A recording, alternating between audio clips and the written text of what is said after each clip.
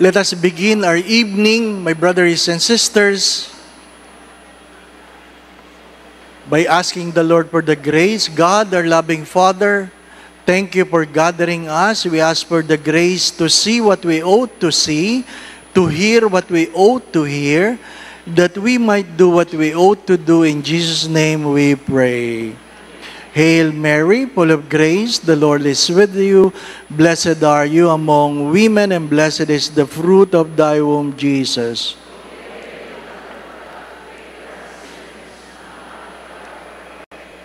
Virgen de la Rosa de Makati, in the name of the Father, the Son, and the Holy Spirit. Our welcome to our second evening of our Advent recollection. Yesterday, Father Linus. Tomorrow, it's Father Jenny Diwa. Ano pa? Tonight, we will talk about God dwelling in us. God dwells in us. And 4 points I would like you to think about, perhaps to contemplate. 1, Advent according to Saint Bernard of Clairvaux. 2, the perception versus perspective. 3, bringing back Christ in Christmas. And 4, Christmas looking forward to Easter. Looking forward to Easter. Ano po? Pwede ho kayong kumain habang nakikinig. Ano po? Huwag kayong mahiya. Ano po? Saint Bernard of Clairvaux said, Advent is about the 3 comings of Christ. 3 comings of Christ. The first coming was the birth that happens more than 2,000 years ago. The second coming, the glorious coming, will be the judgment of God that we do not know when it will happen. Only the Father knows. Neither the Son nor the angels know it. Only the Father. I have said this already. People who predicted the end of the world, all of them died already. Those who projected the end of the world, they have died already. And the world continue to exist. Ano pa? Because no one knows. Kaya pag may nagsabi, ay, guguho na. Nabatatapos na ng 2,000. Diba? Wala. Sila tapos na, tuloy pa tayo. Ano pa? You do not know when it will come. But, if you die tonight, that is your end of the world. Hindi naman kami kailangang sumama sa inyo. Di ba ba? Ano? O ba, kung mauuna kayo, bakit kami kailangang sumama? Ha? You do not know. But what is more important is Saint Bernard says, there is a third coming, and that is the coming in between. In between what? The first coming and end of the world. And when is that? Today. Today. Today is another Advent. Today. Every day, while we are alive, God comes to us. Ano sabi ni C.S. Lewis? Joys are the whispers of God, pains are the shouts of God. Ibig sabihin, ang Diyos ay patuloy na nagpapahayag sa mga kasayahan at pagluha. Saint Ignatius of Loyola said, you should find God on your consolation so as in your desolation. Ang Diyos ay hindi palaging nasa kasayahan lang. Ang Diyos ay kasama mo rin sa iyong kapighatian. Kaya nga sinasabi ko, ano sabi ng Diyos? Papawiin ko ang iyong mga luha. Pupunasan ko ang iyong mga luha. Ibig sabihin, nandyan ang Diyos. Hindi sinasabi ng Diyos, hindi ka luluha. Pag lumuha ka, pupunasan ko. Pero kung wala kang luha, walang pupunasan. Di po ba? Ano? Mahalaga yun. Ano sabi ng mga hari sa panahon ni Saint John of Arc. How come God talks to you but not to us? Ano sabi ng santo? God is talking to everyone, but not everyone is listening. That's why the prayer we begin tonight, Lord, help us to see what we ought to see, because sometimes we only see what we want to see. Di po ba, ano? Kadalasan, ang nakikita mo lang, yung gusto mo lang makita. Pero hindi mo nakikita yung mga dapat mong makita. Namimili tayo Namimili tayo. At madinig natin ang mga bagay na dapat nating marinig. Kasi, namimili tayo. Di ba? Bakit ba sumisigaw ang mga nanay?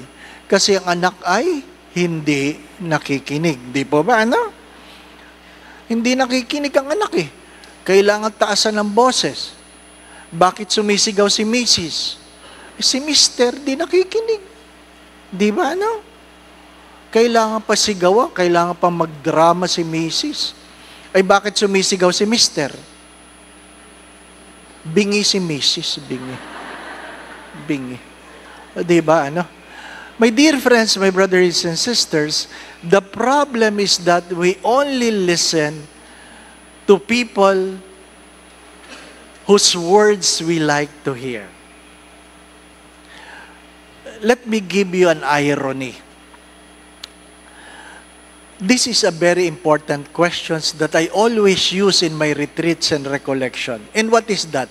The three important questions in the book of Genesis. Genesis chapter 3. What is the three important question? When God was looking for them in the garden, who's them? Adam and Eve. And God cannot find them. The first question was, where are you? Di po ba, no? Where are you? Nasaan kayo? And they answered, we are hiding because we are naked. So God asked the question, who told you you are naked? Who told you you are naked? Siyempre, sinabi nila, yung ahas. Sinabi nila, mga ngatuwiran sila, pero tinanong sila ng Diyos, bakit? Why? Did you eat the fruit of the tree? Yes, the woman. The woman, di po ba, no? Sinisi si Mrs., the woman. Walang may turo si Mr., kaya yung ahas tinuro, di po ba, no? Why? And the question is, why did you do such a thing? Bakit mo ginawa yun? What is the irony? What is the irony? The snake told them, you can eat the fruit of the tree. And what God said, you should never eat the fruit of the tree. You can eat everything, anything, except the fruit of the tree. Di po ba, na? And yet, the snake said, no, you will not die. You will not die. You will become God if you eat the fruit of the tree. That's why they have eaten the fruit of the tree. Now, do you understand? What is the irony? What is the irony? Ano? Wala. Ha? Ang irony, gusto maging Diyos? Hindi. The irony is, they never asked the question, how come the snake was talking?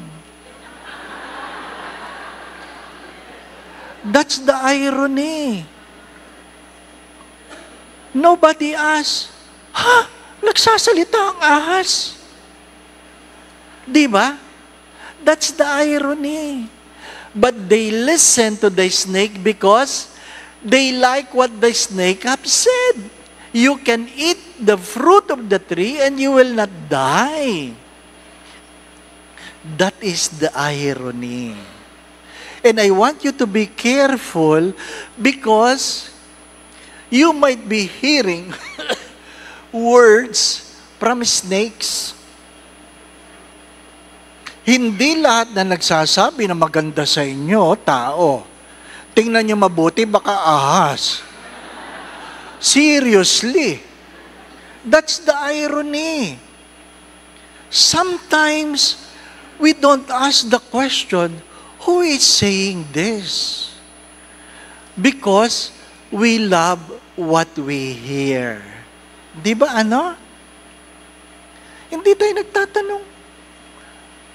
Hindi ka man lang nag-isip, ba nagsasalita ang ahas? At dahil dyan, napahamak tayong lahat. Baka hindi nyo kilala kung sino yung mga ahas sa buhay nyo. Seriously, I'm serious. I'm serious. Not all people who praise you are your friends. Sometimes the people who correct you are your real friends. Ang mga taong nagtatama sa inyo, baka yan ang mga tunay nyo kaibigan. Hindi lahat ng pumupuri, kaibigan. Kadalasan ng mga pumupuri, nakikinabang. That's the reality. Kadalasan ng pumupuri ay nakikinabang. Ayaw nilang magsabi ng masakit sa iyo, baka mawala ang ayuda. Yan ang katotohanan. Yan ang katotohanan. Mga minamahal ng kapatid, sorry for the words. Ang tawag natin doon ay sip-sip. Di ba ano? Who told you are naked? Sino nagsasabi? Bakit pag ito ang nagsabi, nagagalit ka? Pero pag ito ang nagsabi, masaya ka. Di ba ano? Pag sinabihan ka ng doktor, wag ho niyong kakainin yan. Wag niyo kakainin. Bawal sa inyo. Sabi ko, anong ginawa mo? Naghanap ako ng ibang doktor. Paano ka gagaling? Namimili ka na magsasabing kung anong gusto mong marinig, di ba? Ano? Anong sabi? Anong natutunan ko? Pag sinabi ng doktor, bawal yan, bawal yan, bawal yan. Ibig sabihin, may pag-asa ka pa. Pero pag sinabi ng doktor, hindi, pwede mo nang kainin lahat. Wala ka ng pag-asa. Yun ang totoo. Tanong niyo sa doktor. Pag hindi na kayo pinagbabawalan ng doktor, wala na kayong pag-asa. Kaya enjoy nyo na. Enjoy nyo na. Ibig sabihin nun, malapit na. Kailan, di ko lang alam. Di ba ba? No? Pero, malapit na. Di ba? Malayo man malapit din. Lit mo ring mararating, di ba? Sa ayaw at sa gusto mo. You do not know when it will happen, how it will happen, but it will happen. Hindi yan nagpaparamdam. Tinatanong nila ako hanggang ngayon, wala ka bang naramdaman bago ka may stroke? Wala. Paulit-ulit ko yan sinasabi, wala akong naramdaman. Maganda ang blood test ko, paulit-ulit ko yung sinasabi. Sabi ng doktor, healthy ako. Na-stroke. Patay. Yari. Kaya hindi na ako naniniwala sa blood test. Huwag kayo masyadong maniwala dyan. Ano pa? The same with Bishop Rick Macaraig. After the executive check-up, sinabihan siya, you're healthy, Bishop. You're healthy. Your heart is like a 45-year-old. Wow! Hindi naglaro ng basketball. Umupo, patay. Di ba? Di mo alam. Father Fernando Suarez, sinabihan din, hindi ho maganda ang inyong kalalagayan. Wala akong nararamdaman. Di ba? Hindi porke ikaw ang healing priest, heal me, heal me, heal me. Naglalaro ng tennis, patay. Di po ba ano? Wala. Kaya binibiro ko si Father Joey Palier, galit na galit siya minsan. O sabi ko, puso mo, puso mo. Sabi niya, oo nga pala. In Jesus' name, heal me. Ay, wala. Wala. Wala. You do not know. Again, my brothers and sisters, be careful with the people you are listening. Because sometimes we only love the words, but we do not ask who's saying it. Sapagkat ang katotohanan, madalas masakit. At ayaw nating sabihin masakit. Di po ba? Ano? Today, every day of our lives is an Advent. It's an Advent.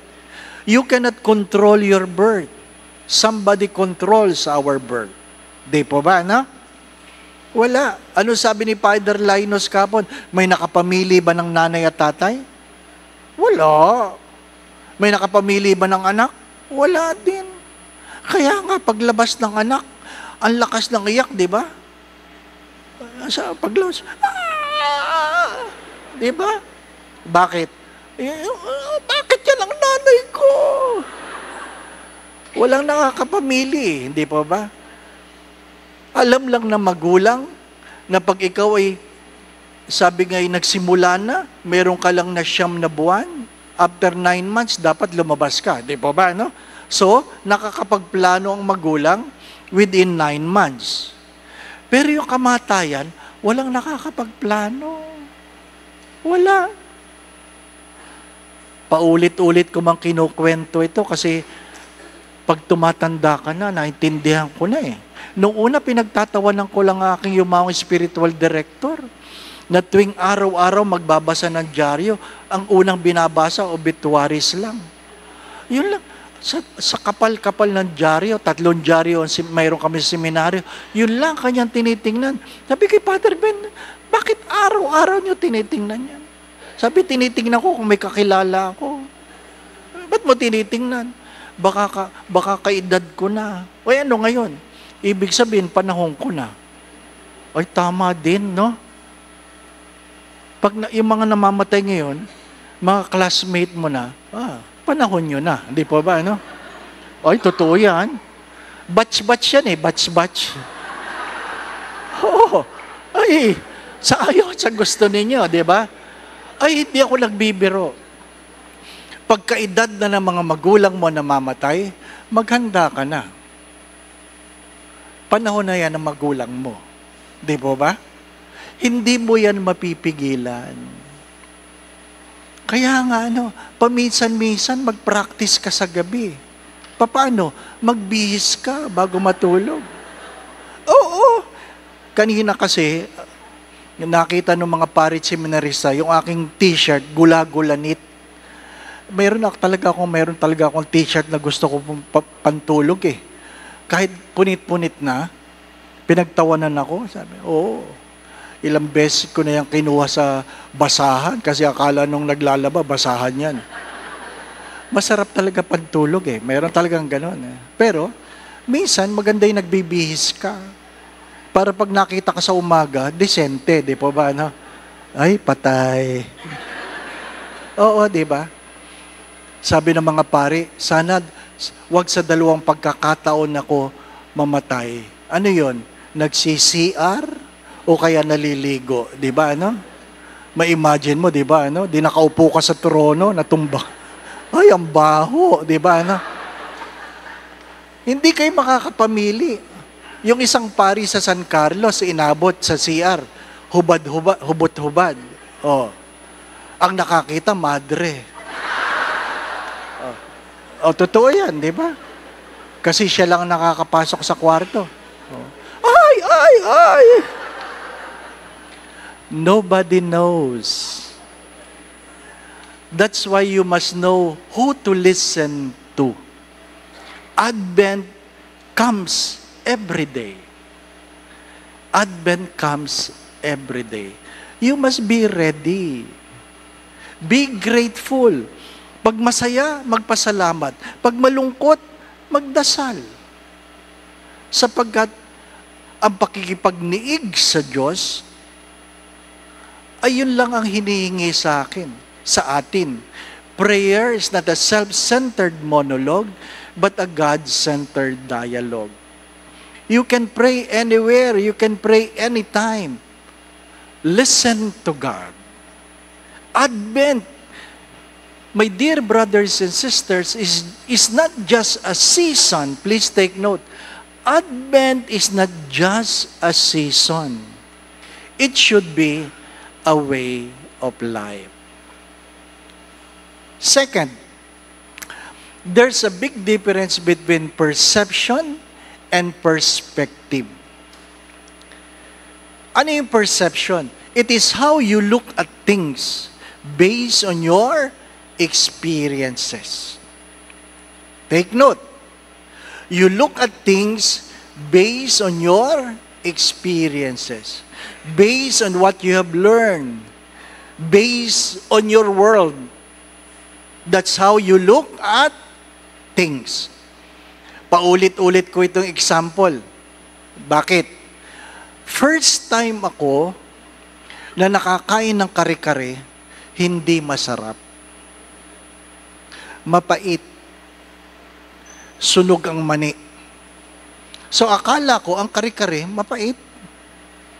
So pag inaalok ako ng kare-kare, sabi ko, hindi po. Pero pag may handaan, palagi may kare-kare. Di po ba, ano? Ako, ayaw ko. Bakit? Yun ang aking perception. Bakit yun ang aking perception? Kasi yun ang aking unang karanasan. Naintindihan po ninyo? Hindi nalilimutan ang unang karanasan. Yun ang karanasan. Hindi mo pwedeng diktahan ng tao dahil yan ang kanyang karanasan. That is our perception. Para mas maliwanag, magsulat ka ng 6 sa harap mo. 6. Alam niyo number 6? 6. Pag tiningnan mo yan, 6. Di po ba? Pero pag yung karap mo, ang tingin niya, 9. Di po ba? So ipagpipilitan mo, 6 yan, sasabihin niya, 9 yan. 9. Hindi 6, 9 yan. Mag-aaway kayo. Bakit? Ang perception niya, ayon sa kanyang pagtingin, 9 talaga yon. Ano ang imbitasyon? Itanong ko sa aking sarili, bakit kaya 9? Kaysa ipagpilitan ko ang aking nakikita. Ay di pumunta ako sa kinatatayuan niya. Isuot ko ang kanyang sapatos. I put my feet in his own shoes and begin to understand, 9 nga. Nakuha po ninyo? Perspective is a validated perception. Ano ang challenge? Magkaroon tayo ng tamang perspective. Bakit mahalaga sa Advent yon? Bakit mahalaga sa Advent? Because we look at the world according to our own perception. And we cannot accuse God for telling us according to His own perception. Why? Look at the logic. Why? We cannot insist on God how we feel, how we see, based on the things we see. And we cannot accuse God for not understanding ourselves. Because Advent, the Christmas, God was looking at the number as God, and, take note, He became man so that He can look at the things according to the eyes of man. Magulo. O naintindihan ninyo? Hindi tayo pwede magsabi sa Diyos, ganito yan, Lord. Bakit? Hindi naman tayo naging Diyos. Pero pwedeng sabihin ng Diyos sa atin, ganito yan. Bakit? Siya'y Diyos na naging tao. Kahit kailan, hindi tayo magiging tama sa harapan ng Diyos. Sapagkat ang Diyos ay naging tao. Sasabihin ng Diyos, naranasan ko yan, nakita ko yan. Pero ikaw, hindi mo naranasan kung ano ang nakikita ng Diyos. Mahalaga sa Advent yun. Ang pagkatawang tao ng Diyos ay nakita niya ang ating mundo ayon sa ating pagtingin, hindi lamang sa kanyang pagiging Diyos. Nakuha po niya? Ngayon, let us put that in context. That's why children, you cannot contest your parents. Hello? Children cannot contest their parents. Why? Because your parents have been a children. But you being a child has never been a parent. Maliwanag po ba? Kaya yung mga anak na sumasagot, walang galang, hindi nila naintindihan ang anong nakikita ng magulang sa mga anak. Ang nakikita lang nila yung pagiging anak na merong magulang na pasaway. Di po ba, anak? Kaya nga, honor your mother and father. Why? Because they have more wisdom and experience compared to you. Ano sabi ng isang nangungumpisal? Iyak lang iyak. Iyak lang iyak. Kasi, ang sabi niya, sinasabihan ako ng aking anak, tanga ako, sinungaling ako, bobo ako. O din, pinakinggan mo lang, di po ba, no? Pero hindi pala yun ang kanyang iniiyak. Ang kanyang iniiyak ay naalaala niya ang kanyang kasalanan sa kanyang nanay. Kasi yun ang sinasabi niya sa kanyang nanay, bobo kayo eh. Tanga kayo eh. Kasi hindi ka pa nanay. Ngayon, naintindihan mo na kaya pala ganyan ang anak. Kaya pala ganyan ka noon. Ngayon, nanay ka na, naintindihan mo na. Di pa ba, na? Kaya, huwag kayong mga api ng may sakit. Kasi hindi nyo naintindihan. Huwag nyong antayin magkasakit kayo bago nyo maintindihan. Hello? Di ba? Ano palagi ko sinasabi? Nagbibigay tayo hindi dahil meron tayong sobra, kundi dahil alam natin ang pakiramdam ng walang wala. We call it empathy. We call it empathy. Di ba? Ilagay mo ang iyong pagkatao sa iyong kausap. Ano sabi ni Stephen Covey? Ha? Begin to understand before being understood. Kung hindi kayo nagkakaintindihan, ikaw ang magkusa na tumayo sa kalalagayan ng kausap mo kung anong hindi nyo pinagkakaintindihan. Di po ba, no? Yung pinagbabawalan mo ang nanay mo, Nay, bawal yan, masama yan, huwag yan. Konti lang. Bawal yan. May gamot naman eh. Sabi ng bawal eh. Patayin mo na lang ako. Diba, na?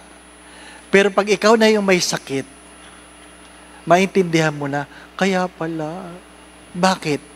Kasi ang ibang pagkain, wala nang panlasa. Diba? Nagbibiro kami mga pari kasi ang tagal ng pila ng isang matanda doon sa serving. Monsi, ang tagal nyo, gutom na kami. Sabi, itong kinuha nating caterer, hindi marunong magluto. Anong problema, Monsi? Yung kari-kari, walang taba. Walang taba. Ay di, siyempre, di sigawan. Monsi, inalis po ang taba dahil bawal. Para saan pa ang gamot? Siyempre, pari yan, di po ba, no? Makipagtalo ka ba dyan? Di tahimik. Sabi, no. Sabi ko, Monsi, anuhin pa ang kabaong kung walang patay? Napagalitan ako, di ba? Kasi hindi pwedeng katuwiran yon. Aanuhin ang gamot kung hindi kakain ng bawal. May pare kami. Koma ngayon. Bakit? Ang katuwiran ay konti lang. Lahat ng konting marami, marami. Naintindihan po ninyo? Lahat ng konting marami, marami. So hanggang kailan yung konti? Hindi nyo alam. Pag nabusog kayo sa konti, marami yun. Di po ba, no? But what I'm trying to say, it is so easy to judge because we limit ourselves in our own perception. Patawarin niyo ako, minsan, nagagalit ako magpakumpisal kasi mayroong mga amo na minumura nila ang kanilang mga katulong sa kumpisalan. Ha? Father, ang tanga-tanga ng katulong ko, brother. Huwag na ako kayo magmura. Ano po? Ay, kasi Father, ganyan. Ang bobo dyan. Kaya minsan sabi ko, alam po ninyo, nanay, kung matalino yan, baka yan ang amo nyo.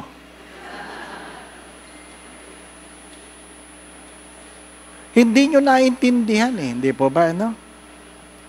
So, it's good to understand Advent, not only in the way I look at it, but understanding it in the way other people looks at it. Perhaps the most loving thing to do is not to judge, but try to understand. Di ba? Try not to judge. Father, ngayon lang ako, merong 13 months, pero ang nanay ko, kung makahingi, gano'n na lang. Well, ang sagot ko doon, tatanda ka rin. Tatanda ka rin. Sapagkat, naintindihan ko, nung tumatanda ang nanay namin, nanghihingi siya ng pera, hindi para sa kanyang sarili, para meron din siyang pangbigay. Pangbigay. Pangbigay sa apo, pangbigay sa pinsan, pangbigay doon sa mga nagpapalimos, sa namamasko, di ba? Because, ano ba naman ang gagawin ng matanda sa regalo mo na hindi na yan nakakalakad? Di po ba? Wala na. Ipagmamadamot mo pa. Bakit ba nagmamadamot tayo? Kaya yung iba sa atin takot tumanda dahil ayaw nating maranasan yung pinaranas natin sa iba.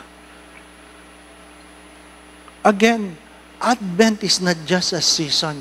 It should be a way of life. Huwag mong pagagalitan. Huwag mong sisigawan kapag nakabasag ng pinggan, nakabasag ng baso.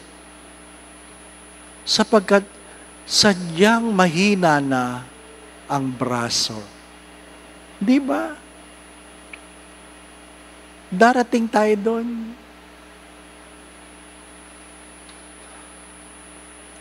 I have been trying to listen to old people, trying to feel how they feel. And my two apostolate is what? The sick and retired priests and the seminarians. Tinatanong ako, bakit, Father? Because the seminarians is where I have been. The retired priest is where I will be. That's a fact. Darating ako doon. Di po ba, ano? Ang tawag doon, befriending your future. Try to befriend your future. Darating ang araw. Totoong-totoo yun na sinabi ni Jesus kay Pedro, darating ang araw, meron nang magbibihis para sa iyo. Kasi hindi mo na kayang magbihis. At meron nang magdadala sa iyo sa lugar na hindi mo gustong puntahan. Di ba? Darating tayo doon. Nung paralyze akong ganyan. Sabi, nadidinig ko, lipat nyo na yan sa ICU. Di ba? Lilipat na ako sa ICU. Sabi, dinig ko yan, 1 week sa ICU. At least, nakaalis ako doon sa unang sinabing, Father Dave might not make it. Kasi yun ang unang sinabi, Father Dave might not make it.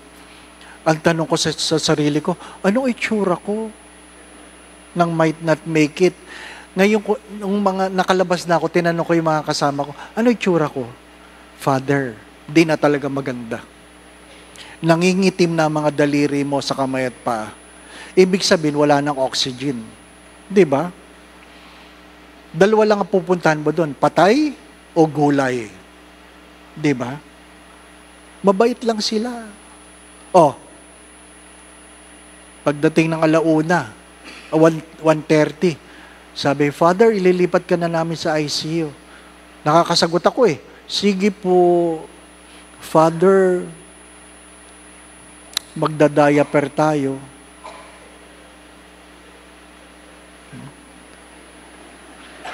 Diaper. Ay, hindi ko mamulat ang mata ko. Gusto ko sana makita kung sino mga tao doon. Bakit? Mahirap ang pakiramdam na nagda-diaper. Diba? Gusto ko sabihin, sino tao dyan? Ha? Ay, hindi ka naman makatutol kasi paralyzed ka Di ba? Father, tinatanggal ko ng belt, hindi ko naman nararamdaman. Father, ibababa ko ng pantalon, hindi ko naman nararamdaman. Father, ibababa ko na yung brief. Di ba? Hindi mo nararamdaman, pero iba ang iyong kalooban. Gusto ko itanong, sino mga nandyan? Bakit? Pari ako Nagmimisa ako dito. Baka may nagsisimba, sabihin, oy, nakita ko na yan. Di ba? You do not know how God will humble you. Walang mayaman, mahirap. Walang pari o obispo. Pantay-pantay. Huwag mo sabing, aasikasuhin ka ng higit sa iba. Pare-pareha. Di nakadiaper ka. Diba? Na hindi ko maramdaman na ako'y nakadiaper. Kinabukasan, nagmilagro ang Diyos. Nagagalaw ko yung kamay ko, nagagalaw ko ang paa ko. Kaya yung doktor na nagsabing, he will not make it, nagsimba. Hindi siya makapaniwala Hindi siya makapaniwala. Matagal nang hindi nagsisimba yun, Father. Sabi ng kaibigan kong doktor, ay ba't siya nagsimba? Nakita sa iyo yung milagro. Ano sabi ko? Kailangan may stroke bago magsimba. Sana siyang na-stroke, di ba? Di ba? Pero, ano ibig ko sabihin? Sometimes, our struggle is being used by God for others to grow in faith. Don't complain. As I always say this, live your life well because you might be the only Bible people are reading today. I always say that. Live your life well. Kung gusto mo magmura, magtimpi ka. Because you might be the only Bible people are reading today. Gusto mong kunin ang sukli, Wag. Sabihin mo lang may nakatingin. Di ba? Whether you like it or not, people are watching us. Di ba? Kinabukasan, sa dinami-dami ng dextrose, sabi ng head nurse, Father, kailangan yung maihi. Pag hindi kayo naihi ngayon, ikakatiter kayo. Naku, mas mahirap yun, di po ba? No? Yung just the thought, yun ngang ikaw ay hinubaran. Hirap ako, yung ikakatiter pa, di ba? Ano? Oh, ikakatiter. Sana maihi ako. Paano ba tayo nagpapaihi ng bata? Di ba gano'n, no? O, ihi na. Inaaliw ko sarili ko. Wala eh. Wala. Mabuti na lang may kaibigan ako, sabi niya, ganito lang yan, Father. Imagine mo lang na nasa swimming pool ka. Na naka-short ka. At naihi ka. Diba, no? O, ginawa niyo yan, ha? Huwag kayong magsisinungaling. Alam ni Lord yan. Diba, no? Inisip ko yun. Lumabas. Overflowing. Awas yung diaper. Tuwan-tuwa yung head nurse. Oh, salamat sa Diyos. Kita nyo na? Father, lumabas na. Ibig sabihin, normal na ang gallbladder. Di po ba? Ano? Kung hindi nga naman ako don't insult. Why? Because our former rector in the seminary, hindi ko nasasabihin ko sino, naputokan ng appendicitis. Nung pumunta siya sa hospital, pumutok na. Ano nangyari? Nagsisimula na yung sepsis. Kaya binuksan ang buong tiyan. Nilabas yung buong bituka. Na bloated na. Sabi nung nakakita, ang laki pala ng bituka natin. Awa sa planggana. Di ba? Nilinis. Tapos, dahan-dahang binalik yung bituka, dahan-dahan. Ay, malaki na. So, dahan-dahan iniipit. Tapos, tinahi. O anong panalangin? Ipagdasal nyo na makautot si Monsignor. Diba?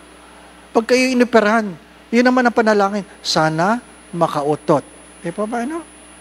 O isipin ninyo, lahat ng misa namin nakalagay, sana makautot na si Monsignor.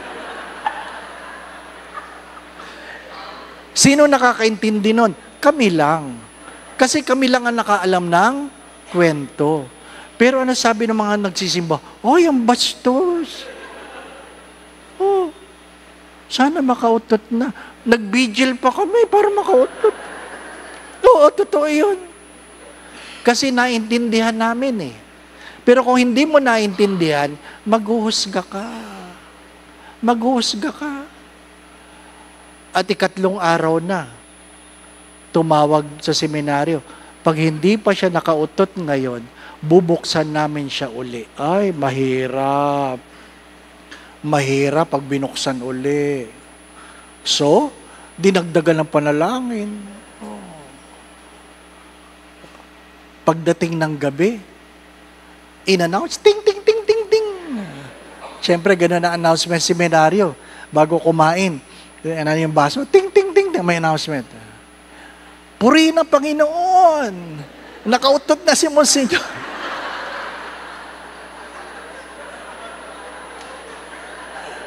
Natatawa kayo kasi hindi kayo nandun eh. Hindi po ba, ano? Oo. Yung mga naoperahan dito, alam ninyo, oo. Pag naoperahan kayo, ganun talaga. Perception versus perspective. I hope and I pray, my brothers and sisters, that after this Advent recollection, you will try to have a wider perspective, not only your perception. Huwag agad-agad magagalit. Huwag agad-agad magagalit. Ano po?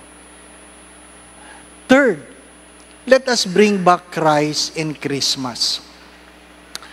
Whether you like it or not, for people, Christmas is a time to indulge. Para bagang ito ang panahon para kumain, maglasing, di ba ano? Mag-uwi ng regalo, magsabi kayo. Yung mga bata nga sa Goretti, pagkatapos ng Pasko, tinatanong ko kasi nagbibilang ng pera, o kumusta? Ano sagot ng mga bata? Mahina, Father, mahina. Ang tingin nila sa Pasko, pagkakataong kumita. Di po ba, ano? Ano ang perspective ng mga bata sa Pasko? Panahon ito para makatanggap ng regalo. Yan ang katotohanan. Noong tayo maliliit, we look forward on Christmas. Hindi ko alam. Kami, nagsasabit pa kami ng medyas. At sinisili pa namin kung sino si Santa Claus. Di ba? Kaya palakihan kami ng medyas kasi gusto namin malaki ang regalo eh. Pero pag matanda ka na, ano ang Pasko? Ano? Anong Pasko pag matanda na? Ha? Kayo ang? Maniwala ako. Sa matatanda ang Pasko ay panahon ng pagtatago sa mga inaanak, di po ba, no? Mano po ni inaanak kita? Kailan? Sino? Di ba? Ha? As I've said, ito po ang aking paalala. What I have learned. After 14 years, it doesn't mean we're unable to move on. 14 years ago, our father passed away. And Christmas was never been the same as before.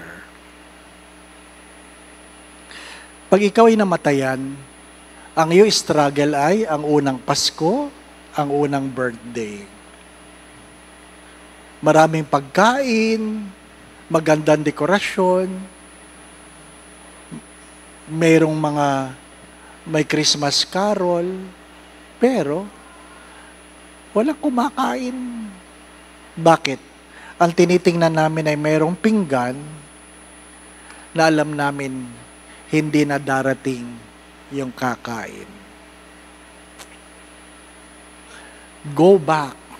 As I always say this, go home.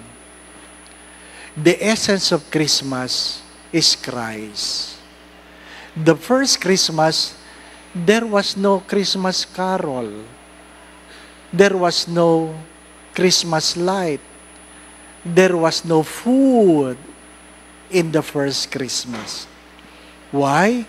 Because we are invited to go back to the essence of Christmas, that what makes Christmas Christmas is Christ. You ask yourself, where is Christ in this Christmas? Where is Christ? Yung mga magdadala ng regalo sa matatanda, please, bring it. Don't send it. Bring it sa mga anak.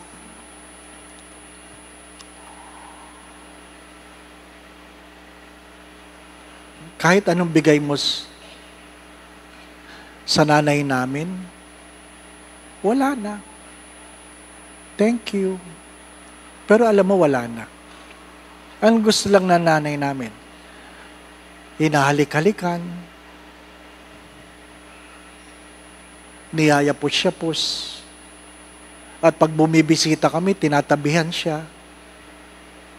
Gusto niya na yung ulo niya nasa balikat mo, or gusto niya yung ulo mo nasa balikat niya. Sapagkat ang tunay na diwa ng Pasko ay wala sa pinagsasaluhan, kundi sa tao. Go home.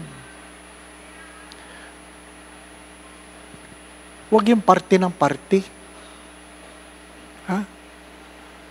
Huwag yung inom ng inom. Because if you have an aging parents, as I have asked this before, ang tanong mo as you look at your aging parents, ilang Pasko pa meron siya? Or, ilang Pasko na lang? Di po ba, no? Ilang Pasko na lang. Bibigyan mo pa ba yan ng sama ng loob? Di ba? Nag-birthday ang nanay namin noong October, tinanong siya, Ma, anong gusto mo? Gusto ko ng lechon. Lechon? 92. Ay, halos hindi na yun nakakakain eh. Walang kumontra. Walang kumontra. Ibinili siya ng lechon. Kasi baka kaligayahan lang niya makakita na ng lechon, di ba ba? Ano? At saka ano pa? Ice cream. Okay, binili ng ice cream. Tuwan-tuwa siya. Kumuha ba siya ng lechon? Hindi. Hindi. Ano nga sabi? Kain kayo, kain kayo. Di ba? But I believe she felt she is being loved. Christmas is about knowing the other person that they are loved. Ano sabi ni St. John Bosco? Don't just tell people you love them. Make sure they feel it. St. John Bosco yan. Don't just tell people you love them. Make sure they feel it. Perhaps that's the challenge. I urge everyone. If you have an aging parents, sasabihin mo naman, how I wish my children are here. Pray. Pray. Because what is money? What is food? What is the decoration? Yung iba nga, hindi na nagtanggal ng decoration buong taon eh. Hindi po ba? Ano? Go back to the essence of Christmas. Christ is the reason for the season. And we want that Christ will find home in our own family. Pag mas malaki ang Christmas tree at wala kayong bilin, nakalimutan nyo ang tunay na diwa ng Pasko. Pag wala kayong nativity scene, nakalimutan nyo ang tunay na diwa ng Pasko. Maliwanag po ba? Advent is not only about the first coming, not only about the second coming. Advent is the coming in between. Advent is not just a season, it should be a way of life. Second, let us go beyond our own perceptions to a validated perspective. We can never question God because we have never been a God, but God has been God and He became human. Validated yun. And third, go back to the real essence of Christmas. Christ is the reason for the season. And fourth, what is that? Do not separate Christmas with Easter season. Christmas has no meaning if Christ will not die and rise again from the dead. Kung hindi muling nabuhay si Jesus, kahit gaano kasaya ang Pasko, walang halaga. Sapagkat hindi tayo naliligtas ng Pasko. Ang nagligtas sa atin ay ang muling pagkabuhay ng Diyos. What I'm trying to say, my brothers and sisters, as I always say this, heaven is a choice. Resurrection is a choice. And whatever you do, make it a choice that you will be forgot. Kung ano man, hindi madali. Hindi madali. Madali ba magmisa? Hindi. Feeling nyo lang yun. Feeling nyo lang yun. Kaya palaging pinaalahanan ng pari habang nagbibihis, pray and keep in mind that this could be your first Mass, your last Mass, and the only Mass of your life. Si Father Jeff, nagkasal, hindi man lang natapos ang misa, natumba, patay. Di ba, no? How you wish na habang ikaw ay nagmimisa, tinataas mo yung ostya. Tapos patay. Ang ganda nun, ano? Ay! How you wish. Di ba? May mga natumba na sa misa eh. Nag-hypo. Nag-hypo lang pala. Di ba? Uy, nawala si Father. You will never know. But do not forget that the purpose of Christmas is Easter. The purpose of your birth is that you will be born again in heaven. Do not forget that. The purpose of your birth is that you will be born again in heaven. Nakikiraan lang tayo. Dumating tayong walang dala, aalis tayong walang dadalhin. Hari nawa, makapag-iwan ka ng magandang ala-ala. Ano sabi ni Saint Augustine? The only thing you can keep in this world are the things you have given away. The only thing that you can keep in this world are the things you have given away. Nakikiraan lang tayo. Lahat ng pari, tatanda, mamamatay. Diba? Pag batang pari, gusto nyo talagang lumalapit-lapit, magpa-picture kasi amoy pari pa. Pag matanda na, di na niya na pinapansin. Bakit? Kasi paring may amoy na. Di ba, no? Nakalimutan nila na yung paring yan ang nagsakripisyo para sa kanila. I will never forget the story of Monsignor Montemayor na iniwan siya ng tao dahil nakatulog siya sa misa. Nakatulog sa misa. Dala ng kanyang diabetes. Bakit ko siya love na love? Hindi ko siya nakitang nagalit. Tumanda siya graciously. Di ba? Ang sarap lambingin kasi maayos ang disposisyon. Kaya no sinabi ko, Monsi, nabalitaan ko. Nagising ka, wala na mga tao, iniwang ka. Ano sabi lang na matanda? Tamo yung mga nagsisimbang yan. Pag ako nagmimisa at nakita ko silang natutulog dyan, di naman ako umaalis. Di ba? Yung iba sa inyo natutulog di ba? Tapos pagkatapos ng misa, sasabihin nyo, ganda na sinabi mo. Ganda mo. Sinungaling. Di po ba? Ha? Totoo naman, no? Bakit nung ako nakatulog, iniwan nila ako? Di ba? Someday, you and I will grow old. We will become weak. We will become forgetful.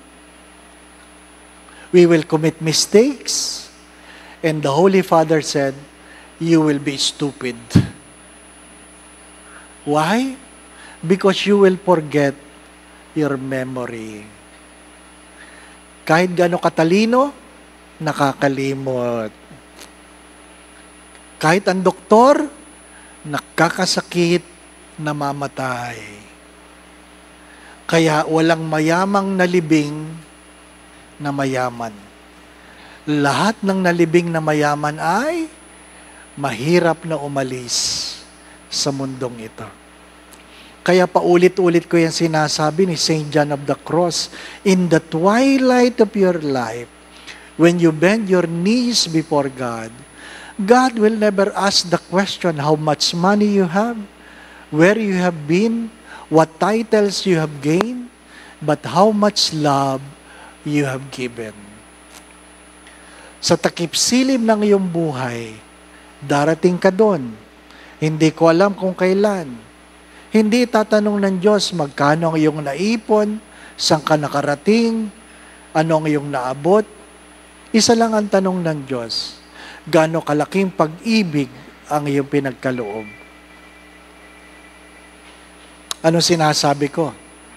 Kung hindi ka nasaktan, baka hindi ka nagmamahal. Kung hindi ka nasaktan, baka hindi ka nagmamahal. Mga minamahal na mga kapatid, paulit-ulit ko man itong sinasabi, sana wag nyo itong kakalimutan, hindi lahat na nagbibigay, nagmamahal. Pero lahat na nagmamahal, nagbibigay. Hindi lahat na nagtitiis, nagmamahal. Pero yung mga nagmamahal, marunong magtiis. Hindi lahat na nagpatawad, nagmamahal. Pero lahat na nagmamahal, marunong magpatawad. Hindi lahat na naglilingkod, nagmamahal. Pero lahat na nagmamahal, marunong maglingkod. Kaya hindi lahat na nagdadasal, nagmamahal. Pero yung mga nagmamahal, marunong magdasal. Maiksi lang ang buhay. Sana wag kayo matatakot pag tinatanong kayo, ilang Pasko na lang kaya sa palagay mo? Di ba? Ilang Pasko na lang.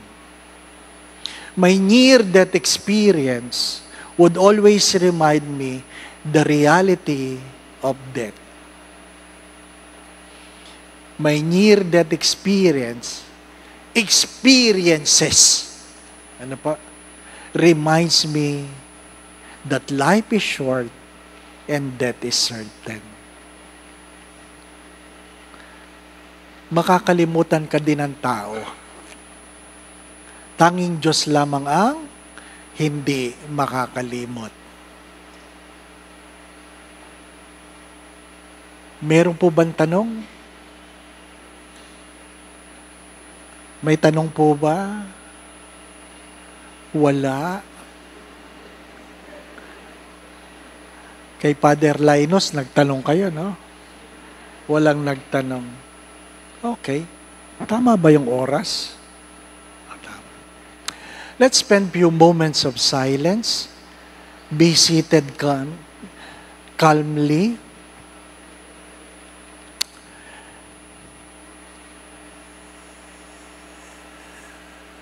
And talk to the Lord.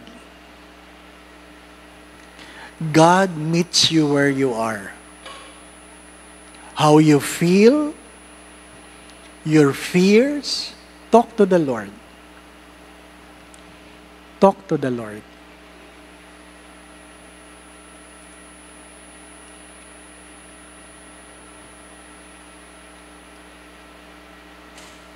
If God will ask you, what do you want me to do for you? What it would be? Kung tatanungin ka ng Diyos, anong gusto mong gawin ko sa iyo? Ano ang iyong isasagot?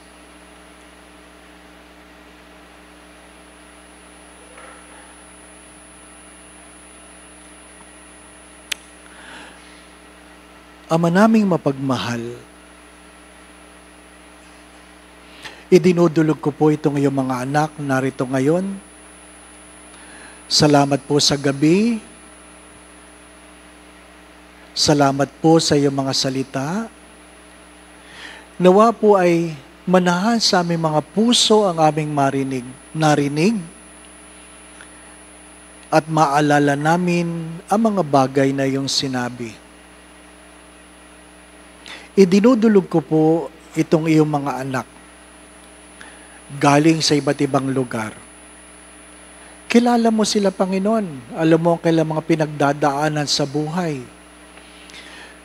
Nasaksihan mo kailang mga pagtawad pagluha, kahinaan at kalakasan, mga kabiguan at tagumpay. Batid mo rin ang kailang mga pangarap, hindi lang para sa kailang mga sarili, kundi para sa kailang mga mahal sa buhay. Panginoon, hipuin mo po ang bawat isa. Naway maramdaman nila ang iyong pagmamahal. Buksan mo ang kailang mga puso. Panginoon, nawa po'y ingatan mo sila. Ilayo mo sila sa lahat ng uri ng kapahamakan. Patuloy mo silang pagkaluban ng kalakasan, kalusugan. At kung meron man ditong may karamdaman, nawa po'y pagkalaban mo ng kagalingan. Sa makapangyarihang pangalan ng iyong anak na si Jesus na taga Nazaret, pagalingin mo po itong iyong anak. Alisin mo ang mga kadahilanan ng mga karamdamang ito. Idinudulog ko po ang mga mag-asawa, naririto, ang mga nakikinig, kung anuman ang sugat, sakit, sama ng loob, pagtatampo, pagkagalit, paghihinala, dala ng pagkakamali o pagkukulang na sino man, naway mayroong pong paghilom, mayroong pagpapatawad, mayroong paghingi ng tawad, may kababaang loob, pagtalikod sa pagkakamali, pagbabagong buhay, higit sa lahat, panibagong pagmamahal. Idinudulog ko po ang mga anak, Panginoon, na kung anuman ang impluensya ng mundong ito, nawa po mamutawi sa kanilang puso kung ano ang tama at totoo na galing sa iyo. Ipanumbalik mo, Panginoon, ang paggalang ng mga anak sa kanilang mga magulang. Naway mayroong pagmamahal sa kanilang mga paggalang. Panginoon, gabayan mo po ang bawat isa sa kanilang mga iniisip at ginagawa. Kung meron man sila ngayong pinagdadaan ng suliranin o problema, tuwangan mo sila, alisin mo ang kanilang mga pagkatakot at pangamba. Dagdagan mo po ang kanilang pananalig at pananampalataya sa iyo. Narinig mo po, Panginoon, ang kanilang mga adhikain. Narinig mo ang kanilang mga panalangin at pagdulog. Kayo na po ang magkaloob kung ano man ang makabubuti, makababanal para sa iyo mga anak. Nawa po sa tulong at panalangin mga banal, lalong-lalo po ng mahal na Birhen, gayon din ni San Jose, ang tapat niyang esposo at aming patron, Padre Pio na Petrocina. Pagpalain mo po itong iyong mga anak, sa ngalan ng Ama at ng Anak at ng Espiritu Santo. Magandang gabi po sa inyong lahat. Wala pang Pasko, Merry Christmas.